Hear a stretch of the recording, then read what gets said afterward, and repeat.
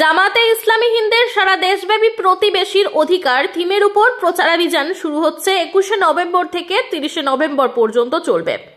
ভগবতীপুর নবাবপুর জামাতে ইসলামী হিন্দের অফিস সাংবাদিক সম্মেলনে বিস্তারিত বিষয় তুলে ধরলেন হুগলি জেলার দায়িত্বশীল কর্মকর্তারা। বিস্তারিত দেখুন আমাদের চ্যানেলের পর্দায়। জামাত ইসলামী হিন্দের পক্ষ থেকে প্রতিবেশীর অধিকার এই প্রচার অভিযান উপলক্ষে যে সাংবাদিক সম্মেলন হচ্ছে, সেই সাংবাদিক সম্মেলনের মাধ্যমে দেশবাসী ভাইদের কাছে আমরা শুভেচ্ছা জ্ঞাপন করছি এবং মোবারকবাদ জানাচ্ছি। জামাত ইসলামী হিন্দের পরিচালনায় সারা ভারতবর্ষব্যাপী জামাত ইসলামী হিন্দ সুনির্দিষ্ট একটা সময়ের জন্য 21 থেকে 30শে নভেম্বর 2025 প্রতিবেশীর অধিকার এই শিরোনামে একটা প্রচারাভিযান পরিচালনা করছে, যার টার্মোলজি আগেই বলা হয়েছে ইংরাজি, সেটা হচ্ছে রাইটস অফ নেইবার্স, উর্দুতে হুকুকে হামসায়া। তো সাধারণভাবে দেশবাসীর মনে প্রশ্ন আসতে পারে যে আন্তর্জাতিক ক্ষেত্রে এবং জাতীয় ক্ষেত্রে, দেশীয় ক্ষেত্রে বড় বড় সমস্যার সম্মুখীন। আন্তর্জাতিক ক্ষেত্রে যেমন ফ্যাসিবাদী আগ্রাসন, বৃহৎ রাষ্ট্রগুলো ছোট ছোট রাষ্ট্রগুলোর উপরে তাদের জুলুম এবং অত্যাচার এবং শোষণ তারা জারি রেখেছে, এবং অনেক রাষ্ট্র আছে যেখানে রাষ্ট্রপ্রধানরা তারা দুর্বৃত্তের আশ্রয় নিয়ে তারা বিভিন্ন ছলে বলে কৌশলে তারা ক্ষমতায় বসে আছে। এরকম একটা আন্তর্জাতিক পরিস্থিতি, এবং আমাদের দেশীয় পরিস্থিতি আরও ভয়াবহ। এখানে আমাদের অসংখ্য সমস্যা। এখানে ফ্যাসিবাদী আগ্রাসন শুরু হয়েছে। আমাদের দক্ষিণপন্থী যে সংগঠন আছে, সেই আরএসএস এবং সংঘ পরিবার, তারা বিভাজনের রাজনীতি করছে। এই বিভাজন তার ধর্মীয়ভাবে তারা বিভাজন করছে এবং শ্রেণীগত বৈষম্য করে সেখানেও বিভাজন করছে, এবং এভাবে তারা ক্ষমতায় টিকে থাকার চেষ্টা করছে। এবং তার ফলস্বরূপ আমরা দেখেছি আমাদের এই ভারতবর্ষের বর্তমান যে সমস্যাগুলো আছে, যে মুসলিমদের জন্য একটা বড় সমস্যা, সেটা ওয়াকফ সম্পত্তি, যেটা মুসলিমদের নিজস্ব সম্পত্তি, তাকে রাষ্ট্রীয় সম্পত্তিতে পরিণত করার জন্যে সব রকমের কলাকৌশল তারা করেছে এবং তারা প্রস্তুতি নিয়ে নিয়েছে। তারপরে যে সমস্যা আছে সেটা হচ্ছে ধর্মের ভিত্তিতে তারা রাজনীতি করছে। এবং এখানে যেহেতু বহুত্ববাদী দেশ আমাদের ভারতবর্ষ, সেই বহুত্ববাদী দেশে প্রায় 80% অমুসলিম এবং 20% মুসলিম, সেখানে তারা এই ধর্মীয় বিভাজন করে তারা ক্ষমতায় টিকে থাকার চেষ্টা করছে, এবং তারা সংখ্যাগুরু মানুষদের ভোট পাওয়ার জন্য তারা রাজনীতি করছে। এবং এরপরে অর্থনৈতিকভাবে আমাদের দেশে শোষণ চলছে এভাবে যে আমাদের দেশের পুঁজি বিদেশে চালান করে দেওয়া হচ্ছে। নীরব মোদি, মেহুল চস্কি, এই ধরনের ব্যক্তিত্ব তারা এখানকার কোটি কোটি টাকা তারা এখান থেকে রাষ্ট্রায়ত্ত ব্যাংক থেকে তারা লোন নিয়ে তারা বিদেশে গিয়ে তারা রমরমে ব্যবসা চালাচ্ছে। এবং এটা হচ্ছে ভারতবর্ষের আপামর জনসাধারণের রক্তকে শোষণ করে তারা যাচ্ছে। যেমন স্বাধীনতা আন্দোলনের সময় মানবেন্দ্রনাথ রায় ড্রেন থিওরি বলে একটা বই লিখেছিলেন, যে ইংরেজরা কীভাবে দেশের সম্পদ শোষণ করে তারা নিয়ে চলে যাচ্ছে ইউরোপে। তো আজকে আমাদের এই বিভিন্ন বড় বড় পুঁজিপতিরা তারা এখানকার অর্থকে শোষণ করে নিয়ে তারা বিদেশে চলে যাচ্ছে। এইরকম একটা সমস্যা আমাদের দেশ অতিক্রম করছে। আর তখন জামাত ইসলামী হিন্দ প্রতিবেশীর অধিকার এই ক্যাম্পেন কেন করছে? তো আমাদের একটা ব্যাকগ্রাউন্ড আছে। সেই ব্যাকগ্রাউন্ড হচ্ছে যে বর্তমান পৃথিবীর মানুষ দুটো আইডিওলজির শিকার। সেটা হচ্ছে যে ভোগবাদী যে দর্শন এবং পুঁজিবাদী দর্শন, এই দুটো দর্শন মানুষকে স্বার্থপর করে দিয়েছে। মানুষের মধ্যে যে মানবিকতা, মানুষের মধ্যে যে ভালোবাসা, মানুষের মধ্যে যে প্রেম, মানুষের মধ্যে যে প্রীতি, তাদের মধ্যে দয়া, দাক্ষিণ্য, উদারতা, পরার্থপরতা, এই যে মানুষের গুণ, সেই গুণগুলোর বিকশিত করার পরিবেশ নষ্ট হয়ে গেছে। কেন না, ভোগবাদী দর্শন এবং পুঁজিবাদী দর্শনের ফলে মানুষ চরম স্বার্থপর হয়ে গেছে, এবং সে তার জীবনযাপনের জন্য যেন তেন প্রকারে এনি হাউ তারা পুঁজির পাহাড় নিজেদের জমিয়ে নিজেদের জীবনকে মানে নিজের ইচ্ছা মতন ভোগ করার তারা দর্শনে বিশ্বাসী হয়ে গেছে। এবং এখান থেকে মুসলিমরাও যেমন নিষ্কৃতি পায়নি, অমুসলিমরাও পায়নি। এহেন পরিস্থিতিতে ইসলামের যে সমহান শিক্ষা, আমাদের ভারতবর্ষের আপামর জনসাধারণকে সেই শিক্ষায় শিক্ষিত করার জন্য, ভারতবর্ষের মানুষকে ইসলামের শিক্ষায় যে সুফল, সেই সুফল তাদেরকে দেওয়ার জন্য জামাতে ইসলামী হিন্দ বিশেষভাবে মুসলিমদের কাছে এবং সাধারণভাবে অমুসলিমদের কাছে এই আবেদন রেখেছে যে ইসলাম যে প্রতিবেশীর অধিকারের ব্যাপারে যে টিচিংস দিয়েছে, যে শিক্ষা দিয়েছে, সেটা সমাজের মানুষকে সেই প্রশিক্ষণ দিতে হবে। এবং এই জন্যে প্রত্যেকটা মুসলিম ভাই এবং বোনেদের কাছে আমাদের আবেদন যে আপনার পরিচয় হচ্ছে যে আপনি হচ্ছেন কুনতুম খায়রা উম্মাহ। আল্লাহ সুবহানাহু তাআলা আপনার একটা মানদণ্ড রেখেছেন, আপনার একটা পরিচয় দিয়েছেন, আপনার একটা মর্যাদা দিয়েছেন যে আপনারা হচ্ছেন শ্রেষ্ঠতম উম্মত। আপনারা কি করবেন? কুনতুম খায়রা উম্মাহ উখরিজাত লিন-নাস, মানব জাতির মধ্যে থেকে আপনাদেরকে চুজ করা হয়েছে, আপনাদেরকে সিলেক্ট করা হয়েছে। You are selected person. কুনতুম খায়রা উম্মাহ উখরিজাত লিন-নাস তা'মুরুনা বিল মারুফ ওয়া তানহাউনা আনিল মুনকার। আপনারা মানুষদেরকে ভালো কাজের হুকুম দেবেন, ভালো কাজের পরামর্শ দেবেন, ভালো কাজের জন্য তাদেরকে উৎসাহ দেবেন। আর আপনারা কি করবেন না, অন্যায় থেকে তাদেরকে দূরে রাখবেন, জুলুম অত্যাচার থেকে তাদেরকে বাঁচাবেন। এইরকম একটা পরিস্থিতিতে ইসলাম প্রতিবেশীর প্রতি যে প্রত্যেকটা মানুষের যে অধিকার রয়েছে, সেই অধিকারটা সংস্কার আন্দোলনের মধ্য দিয়ে একটা বিপ্লব সাধনের প্রচেষ্টা নিয়ে জামাত ইসলামী হিন্দ এই প্রচার অভিযান আমাদের সামনে এনেছে। এখানে আমাদের কি লক্ষ্য? সেটা হচ্ছে যে ইসলামের যে শিক্ষা, সেটা হচ্ছে যে প্রতিবেশীর সঙ্গে ভালো সম্পর্ক রাখা, এটা যেমন তার সামাজিক দায়বদ্ধতা আছে, ঠিক সেই রকম তার ইমানের দাবি।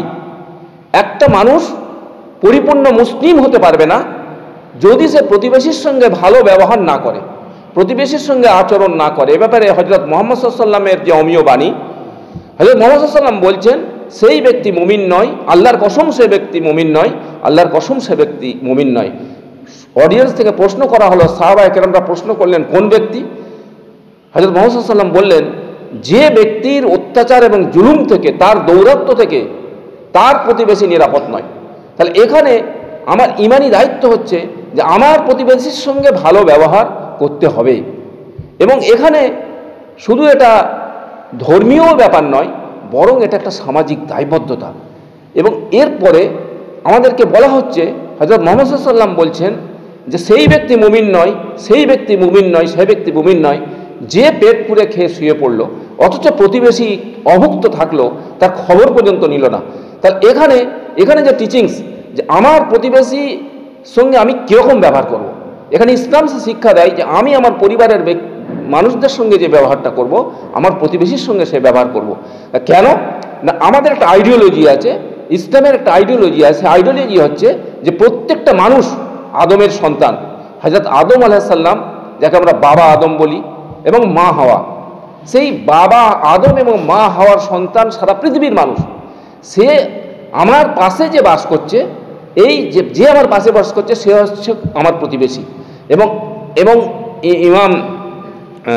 ইমাম ইবনে তাইমিয়া সম্ভবত উনি যেটা ডাইরেকশন দিয়েছেন যে প্রতিবেশীর এরিয়াটা কিন্তু সীমিত নয়, বরং উনি যেভাবে ব্যাখ্যা করেছেন যে আমাদের নিকট প্রতিবেশী, আমাদের দূর প্রতিবেশী, আমাদের গ্রামবাসী, আমাদের আত্মীয়, আমাদের অনাত্মীয়, আমাদের, এবং কোরআন এখানে বলেছে আমাদের পার্শ্বসাথী।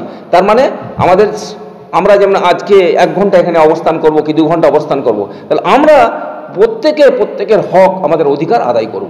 তাহলে এই যে শিক্ষা, ইসলাম যে শিক্ষাটা দিয়েছে, ইসলামের মৌলিক শিক্ষা হলো যে সেটা হচ্ছে যে ইসলাম কেবলমাত্র ধর্মীয় বিষয়ে কথা বলে না, বরং মানুষের ব্যক্তি, পরিবার, সমাজ এবং রাষ্ট্র সমস্ত ব্যাপারে তাকে ইসলামের শিক্ষায় প্রশিক্ষিত করা। তাহলে ইসলামের শিক্ষায় প্রশিক্ষিত করতে গেলে আমাদের ব্যক্তি জীবন যেমন ইসলামী আইন এবং বিধানের দ্বারাই পরিচালিত হওয়া দরকার, আমাদের সামাজিক জীবন, আমাদের পারিবারিক জীবন, আমাদের প্রতিবেশীর সঙ্গে সম্পর্ক, এটা হওয়া দরকার। তো এক্ষেত্রে আমরা সেজন্যে আপামর ভারতবর্ষের মানুষ যাতে আমাদের কাছ থেকে উপকৃত হয়, এবং বিশেষভাবে মুসলিম ভাই এবং বোনেরা তারা যাতে তাদের যে অধিকার রয়েছে, প্রতিবেশীর প্রতি তাদের যে অধিকার রয়েছে, সে ব্যাপারে তারা যেন প্রথমে প্রশিক্ষিত হবে, তারা ট্রেনিং নেবে, তারা ব্যাপারে নিজেদের মধ্যে যে পারস্পরিক ভুল বুঝাবুঝি আছে সেগুলো সংশোধন করবে, এবং তারা আমাদের প্রতিবেশী দেশ, আমার বহুত্ববাদী সমাজে আমাদের যে প্রতিবেশী ভাইয়েরা রয়েছেন, অমুসলিম ভাইয়েরা রয়েছেন, হিন্দু ভাই, শিখ ভাই, জৈন ভাই, পারসিক ভাই, তাদের সঙ্গে প্রতিবেশী সুলভ যে ভাই সুলভ আচরণ তারা যেন করে। তাহলে আমরা মুসলিমরা যদি এ ব্যাপারে দায়বদ্ধ হই, তাহলে অবশ্যই 100% ভারতবাসী এর থেকে উপকৃত হবে। এবং সেই জন্যে আমরা জামাত ইসলামীর পক্ষ থেকে আমরা রাজ্যে, পশ্চিমবঙ্গ রাজ্য আমাদের কিছু টার্গেট নিয়েছি যে আমরা মিনিমাম 5 লাখ মানুষের সঙ্গে আমরা এই প্রতিবেশীর অধিকারের ব্যাপারে তাদেরকে প্রশিক্ষিত করার জন্য, তাদের কাছে এই টিচিংস দেওয়ার জন্য আমরা বিভিন্ন এলিমেন্টস ব্যবহার করেছি। আমরা অফলাইনে কিছু এলিমেন্টস আছে আমাদের কাছে, সেটা হচ্ছে আমরা হ্যান্ডবিল করেছি, যাতে আমরা 5 লাখ মানুষের কাছে একটা হ্যান্ডবিল দিয়ে তাদের কাছে ইসলামের যে সমাহান শিক্ষা সেটা দিতে পারি। আমরা ফোল্ডার করেছি, এই ফোল্ডারগুলো আমরা করেছি এই জন্যে যাতে করে প্রত্যেকটা ভারতবাসী আপামর জনসাধারণের কাছে ইসলামের সমাহান শিক্ষা এবং প্রত্যেকটা মানুষের কি দায়বদ্ধতা আছে সেটা জানতে পারে। আমরা এরপরে একটা বিশেষ ম্যাগাজিন তৈরি করেছি, মিজান পত্রিকা, সেই মিজান পত্রিকা এবং প্রতিবেশীর অধিকার একটা পুস্তিকা করেছি। এইগুলোর মাধ্যমে এখানে অথেন্টিকভাবে লেখা হয়েছে যে ইসলাম প্রতিবেশীর ব্যাপারে তার কি দায়িত্ব রয়েছে, কি দায়বদ্ধতা রয়েছে, এবং এখানে এতটা পর্যন্ত ইসলাম সেখানে টলারেন্স, মানে তারা যে সহ্য করতে বলা হয়েছে যে কোনো যদি জুলুমবাজ প্রতিবেশী তোমার থাকে তার জুলুম সহ্য করা, এটাও হচ্ছে ইমানের অঙ্গ। তাহলে এবং যে ব্যক্তি আল্লাহকে এবং পরকালকে বিশ্বাস করবে সে যেমন প্রতিবেশীর সঙ্গে ভালো ব্যবহার করবে, আবার যদি কোনো প্রতিবেশী তা অন্যায়কারী হয়, জুলুমবাজ হয়, তার অত্যাচার সহ্য করার মেন্টালিটি গঠন করা, এটাও হচ্ছে ইমানের দাবি, এবং পরকালে সে তার পুরস্কার পাবে। তাহলে এই শিক্ষা যদি আমরা, এই পরিবেশ যদি আমরা আমাদের সমাজে বাস্তবায়িত করতে পারি, আমরা মুসলিম ভাই বোনেরা করতে পারি, তাহলে আমাদের দ্বারাই যেমন মুসলিম ভাইয়েরা উপকৃত হবে, তার সাথে সাথে 100% ভারতবাসী উপকৃত হবে। সেজন্যে আমরা অফলাইনে ছাড়াও আমরা অনলাইনে যে এটা করেছি, সেটা হচ্ছে আজকে যে আমাদের প্রোগ্রামটা হচ্ছে এই সাংবাদিক সম্মেলন, আসলে এর উদ্দেশ্য হচ্ছে যে আমরা সোশ্যাল মিডিয়ার মাধ্যমে 100% ভারতবাসীর কাছে এই বার্তাটা পৌঁছে দিতে চাই, এবং আমাদের সোশ্যাল মিডিয়ার যতগুলো মানে অ্যাঙ্গেল আছে, সমস্ত অ্যাঙ্গেলে আমরা আমাদের ফেসবুক, আমাদের টুইটার, আমাদের হোয়াটসঅ্যাপ, আমাদের বিভিন্ন ইনস্টাগ্রাম, এগুলো আমরা ব্যবহার করে এগুলো সারা ভারতবর্ষের মানুষের কাছে আমরা ইসলামের সমাহান শিক্ষা আমরা দিতে পারি। এ ব্যাপারে যে আয়াত প্রথমে তেলাওয়াত করা হয়েছে সূরা নিসার 36 নম্বর আয়াত, যেটা কোরআন মজিদের 4 নম্বর সূরার 36 নম্বর ভার্সন, সেখানে যেটা বলা হয়েছে যে তোমরা তোমাদের বৃদ্ধ পিতামাতার সঙ্গে সৎ ব্যবহার করবে, এহসান করবে। এহসান শব্দটা এই জন্য বলা হয়েছে, এবং শুধু বৃদ্ধ পিতামাতা নয়, বরং ইয়াতিমের সঙ্গে করবে, অনাত্মীয় প্রতিবেশীর সঙ্গে করবে, মুসাফিরের সঙ্গে করবে, তোমার পার্শ্বসাথীর সঙ্গে করবে। সে সদ্ব্যবহার কীরকম? এহসান শব্দের ব্যাখ্যা হচ্ছে আমার যা প্রয়োজন, আমার থেকে অপরের প্রয়োজনকে অগ্রাধিকার দেওয়া, সেটা হচ্ছে এহসান। এহসান এমন একটা শব্দ যেটার বাংলা সাধারণভাবে বলা হয় পরোপকার। এই পরোপকারের মানসিকতা আমার যদি থাকে, আমি যদি ভাবি যে আমার প্রতিবেশী আমার থেকে ভালো থাকবে এবং আমার প্রতিবেশী আমার দ্বারাই কোনো ধরনের জুলুম নিষ্পেষণের করতে পারে, তো এ ব্যাপারে আমরা কিছু প্র্যাকটিক্যাল কার্যক্রম আমরা নিয়েছি।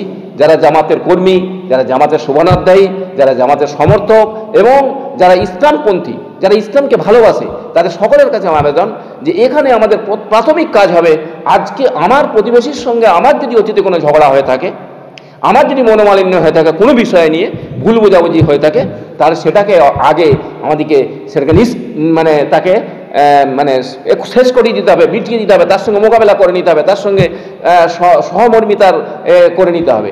এরপরে আমরা প্রত্যেকেই এই প্রতিবেশীর অধিকার সম্পর্কে কোরআন এবং সুন্নাহ আমাদেরকে কি নির্দেশ দিয়েছে সেগুলো আমাদেরকে জেনে নিতে হবে। জেনে নিয়ে আমরা প্রত্যেক ভাই, আমি যদি আমার বাড়ির সামনে 40, আমার ডান দিকে 40, আমার বাম দিকে 40, আমার পেছনে 40 ঘর আমরা যদি যোগাযোগ করি, একটা ভাই আমি যদি 40 ঘর, 40 4 4 16 160 ঘর আমি যদি এই হ্যান্ডবিল, ফোল্ডার, পোস্টার এর মাধ্যমে আমরা যদি এটাকে তার কাছে প্রচার করি এবং আমার যে অতীতে আমার খারাপ আচরণ হয়েছে আমি ভালো আচরণ দিয়ে তার সঙ্গে সদ্ব্যবহার করি, আচরণ করি, তাহলে কি হবে? তাহলে প্রকৃতই যে সমাজে আমরা এই কাজটা করব সেই সমাজের 100% মানুষ উপকৃত হবে। আমি আজকের যে এই সাংবাদিক সম্মেলন এই জামাত ইসলামীর পক্ষ থেকে 21 থেকে 30 নভেম্বর তার যে বার্তা আমি আপনাদের কাছে দেওয়ার চেষ্টা করেছি।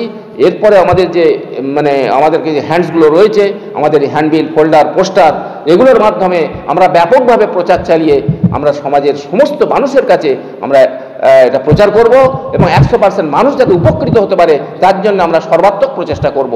আজকে আমি আমার কথাকে এখানে সংক্ষেপ করলাম। আসসালামু আলাইকুম ওয়া রাহমাতুল্লাহি ওয়া বারাকাতুহু। সাইফুল্লাহ, আমি জামাত ইসলামী হিন্দ এই সংগঠনের হুগলি জেলার সংগঠক বা প্রেসিডেন্ট। আপনারা জানেন জামাত ইসলামী হিন্দ ভারতবর্ষব্যাপী আগামী কাল থেকে 30 নভেম্বর পর্যন্ত প্রতিবেশীর হক হুকুকে হামসায়া এই শিরোনামে প্রচার অভিযান শুরু করতে চলেছে। তারই অংশ হিসাবে আজকে নবাবপুর ভগবতীপুর শাখার পক্ষ থেকে এই আপনাদেরকে নিয়ে প্রেস কনফারেন্সের আয়োজন করা হয়েছে। এই যে প্রতিবেশীর হক সেটা সম্পর্কে কিছু বলার জন্য আমাকে বলা হয়েছে। প্রতিবেশীর হক হচ্ছে যে আমরা সকল মানুষই একটা পরিবারে জন্মগ্রহণ করি, কিন্তু পরিবারে জন্মগ্রহণ করার পরে আমরা যখন একটা সমাজের সাথে মিশি সেটা একটা প্রতিবেশীর হাত ধরেই মিশি। সেই জন্য আমরা দেখতে পাই আমাদের যারা প্রতিবেশী থাকে তারা আমাদের আত্মীয় হোক বা অনাত্মীয়ই হোক, আমরা মানুষ যখন কোনো বিপদের মধ্যে পড়ি তখন দেখি যে সেই প্রতিবেশী ছুটে আসে। এই জন্যে সেই প্রতিবেশী আমাকে ছায়ার মতো আগলে রাখে। ওই জন্য একে হিন্দি যে আবিধানিক অর্থ তাতে হামসায়া বলা হয়েছে, আর আরবিতে একে জার বলা হয়েছে। আর প্রতিবেশীর যেটা ইংরাজি অর্থ সেটা ওয়ার্ড সেটা হচ্ছে নেইবার। নেইবার বলতে person who lives near to you বলা হয়েছে। তাহলে এই প্রতিবেশীর হক যে নেওয়া হয়েছে, আমরা যদি দেখি আদি ইতিহাসের দিকে তাকাই, মানুষ প্রথমে তাদের সেই গুহা জীবন থেকে নিয়ে তারপরে গুহা জীবনে তারা যখন বসবাস করত, তারা যখন তাদের লিভ অফ আর্নিং যেটা ছিল সেটা ছিল সে ফলমূল পাতা খেত বা পশু শিকার করত। সেক্ষেত্রে কী করতো, তারা একজন অপরজনকে সাহায্য করত। তারপরে তারা যখন সেই নদীমাতৃক সভ্যতার আওতায় এলো, তারা নদীর পাশে সিভিলাইজেশন গড়ে তুললো, তাতে তারা কৃষিকার্য শিখলো। সেই ক্ষেত্রেও দেখতে পাওয়া গেছে একজন অপরজন প্রতিবেশী একজনকে সাহায্য করে চলেছে। তারপরে পৃথিবীর ইতিহাস দেখতে গেলে এই শিল্প বিপ্লব হয়েছে। শিল্প বিপ্লব হওয়ার ফলে মানুষ কী করেছে, তাদের ভেতরে যেটা মেটাবলিজম যেটা বাস্তুবাদ, সেই বাস্তুবাদের ভাষা কিন্তু মানুষের হৃদয়ে গড়ে উঠেছে। ইন্ডাস্ট্রিয়াল রিভলিউশন হওয়ার পরে যেমন মেশিনের মেশিন গতিশীল হয়েছে, অপরদিকে কিন্তু দেখতে পাওয়া যাচ্ছে যে মানুষের হৃদয় যেটা, সেই মানুষের হৃদয়ে কিন্তু কঠোরতা এসে গেছে। এরকম দ্বারা কঠোরতা এসে গেছে যে মানুষ একটা জায়গাতেই বসবাস করে, কিন্তু বিশেষ করে এটা শহরের ক্ষেত্রে বেশিরভাগ হচ্ছে। গ্রামের মানুষরা তবু প্রতিবেশীর সম্পর্কে খোঁজ খবর রাখে, কিন্তু যারা শহরে বসবাসকারী একই ফ্ল্যাটে হয়তো আছে, একই আবাসনের ভিতর আছে, কিন্তু তারা একজন অপরজনকে চেনেই নেই। এর ফলে কি হয়েছে, এর ফলে সমাজে নানা রকম যে সমস্যাগুলো, ঝগড়া, বিপদ, ফ্যাসাদ, এইগুলো দেখতে পাওয়া গেছে। বা আমরা বিগত 2014 সালের পর থেকে দেখতে পাচ্ছি যে যারা শাসক শ্রেণী আর যারা আমার প্রিয় মাতৃভূমি ভারতবর্ষের শাসক শ্রেণী, তারা একটা রুলই তারা ইমপ্লিমেন্ট করে চলেছে, সেটা হচ্ছে ডিভাইড অ্যান্ড রুল। সেই ডিভাইড অ্যান্ড রুলের ফলে কি হয়েছে, আমরা মানুষে আমাদের ভেতরে বিভেদের যে প্রাচীর, সেই প্রাচীরটার উচ্চতা আরও ক্রমাগত বাড়তেই চলেছে। আমি ছোটোবেলায় যে স্বপনের সাথে খেলা করেছি, স্কুল থেকে এসে যে স্বপনকে নিয়ে আম পাড়তে চলে গেছি, কিন্তু এই 2014 পর দেখতে পাচ্ছি এমন কিছু সাম্প্রতিককালে ঘটনা ঘটেছে, সেই স্বপন আমাকে সন্দেহের চোখে দেখতে থাকে। যে নিমাইকে নিয়ে একসাথে ফুটবল খেলেছে, সেই নিমাই কিছু একটা ঘটনা ঘটে গেল, সে হয়তো আমাকে সন্দেহের চোখে দেখতে হচ্ছে। এই যে বিভাজন, এই বিভাজন মানে ভারতবর্ষে এখন ভয়াবহ রূপ নিয়েছে।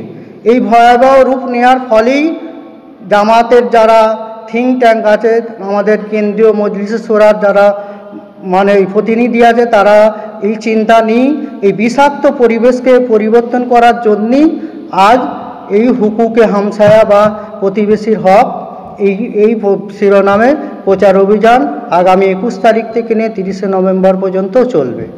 এর উদ্দেশ্য হচ্ছে যে আমি প্রতিবেশী একজন প্রতিবেশীর যে অধিকার, সেই অধিকার সম্পর্কে মানে বিশেষ করে মুসলমানদেরকে সচেতন করা, তারা যেন মানুষের যে প্রতিবেশীর যে মর্যাদা সেইটা যেন বুঝুক, আর আমাদের ভিতরে যেন প্রতিবেশীর ভিতরে যে মর্যাদা, প্রতিবেশীর প্রতি সহমর্মিতা, ভালোবাসা এইগুলো গড়ে ওঠে। এই কারণের জন্যই জামাত ইসলামী হিন্দ আজ এই প্রচার অভিযান চালাচ্ছে। আমার নাম আশিক ইকবাল মল্লিক, আমি হুগলি জেলার সমাজসেবা বিভাগের দায়িত্বশীল এবং এই নবাবপুর ভগবতীপুর মোকামের এই যে প্রচার অভিযান চলছে তার কনভেনর।